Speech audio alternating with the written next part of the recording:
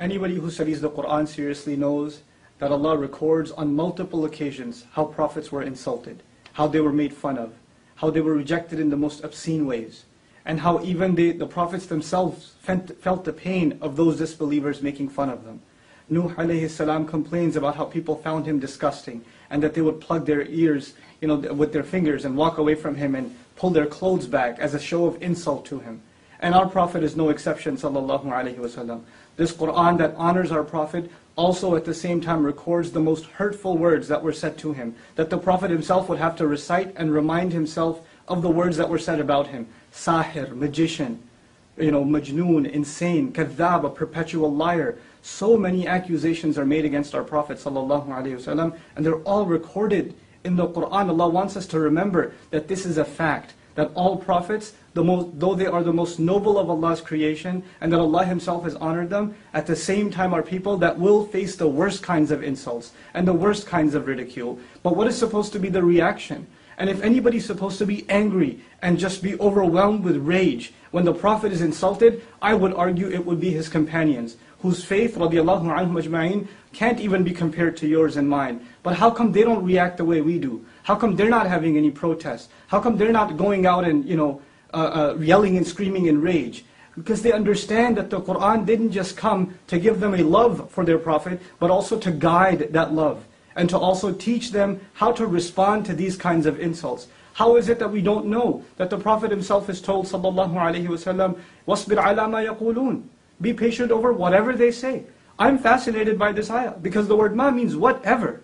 Whatever they say. Not whatever they've said, whatever they might even come up with. And the mudari' form in the Arabic suggests what they may have said in the past, but the present and even the future till this day. The Prophet's policy is to be patient himself, sallallahu alaihi wasallam. Where in the Quran does it justify our anger like this? And actually, is our anger even justified? If anything, I argue, the one thing we should feel towards those who hate us and make hateful speech towards Muslims is sorrow. We should feel sorry for these people. They can't hurt the Prophet. They can't take away his honor. It was given from the sky. It was given from Allah. Nothing on earth can take it away. No article, no cartoon, no film, no speaker, no hate speech, no form of art. It's not going to take away the dignity of our Prophet sallallahu alaihi wasallam. And these films and these kinds of attempts are futile, wasteful attempts to try to undermine the message of Islam and to misrepresent Islam. But think about it.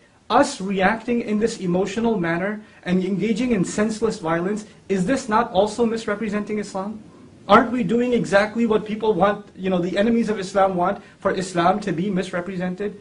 If anything makes me angry, it's the anger at our own selves that we don't understand the policy of the Quran and how to respond to insults. idfa' billati hiya ahsan. Respond with that which is best. Finally, I want to share with you guys, some people think that this was an early policy in Islam, that in the Meccan time of the Prophet, that he was supposed to be passive. But when the Prophet migrated, and battles began like Badr and Uhud and Ahzab and Tabuk, etc., now the policy was not to be patient, and therefore we should take that. Let's look at Ali Imran, the battle of Uhud. What does Allah say to us? وَلَتَسْمَعُنَّ مِنَ الَّذِينَ أُوتُوا الْكِتَابَ مِنْ قَبْلِكُمْ وَمِنَ الَّذِينَ أَشْرَكُوا أَذًى كَثِيرًا. You will absolutely hear hurtful words from those who were given the book way before you and people who commit idolatry and blasphemy with God. You will hear hurtful speech absolutely coming from them. These kinds of things are a manifestation, a proof that Allah prepared us mentally for that. But what was supposed to be our reaction, God Himself tells us, Allah Himself tells us, وَلَئِن تَصْبِرُوا وَتَتَّقُوا فَإِنَّ ذَلِكَ مِنْ عَزْمِ الْأُمُورِ.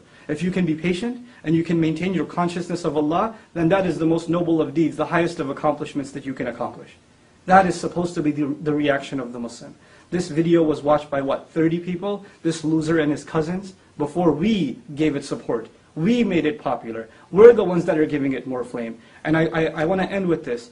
In school, bullies tease the kid that they know takes the teases and gets, he shows a reaction. The more we react in this way, the more we're encouraging others to pursue more hateful speech. We have to learn to respond in mature, civil, and higher discourse the way the Quran and the Sunnah of our Messenger, the legacy of our Prophet, expects from us. I pray that this is a message that reaches all of my young brothers and sisters that are feeling the sadness, the rage because of this incident, but I hope to turn that rage, and I hope you can turn that rage into something positive. Barakallahu li wa lakum. Assalamu alaikum wa rahmatullahi wa barakatuh.